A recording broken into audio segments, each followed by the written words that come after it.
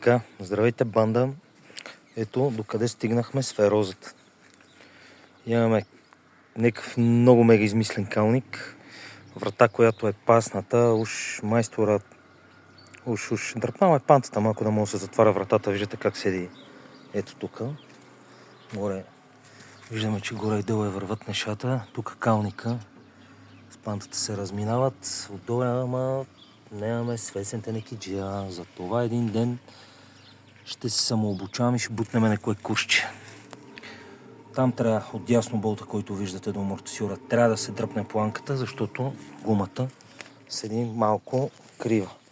Трябват ми 2 джанти. Някой, ако има, моля да пише налично, че гумата, джантата е крива, смисъл.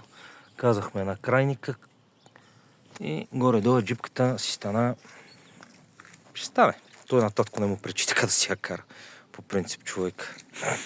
Най-много да, ако не намерим по-хубав калник, най-много да го китнем тоя. Да минем отгоре на водно. Тук там е и една бела бояна спрей да пътува. И така, ферозата ми.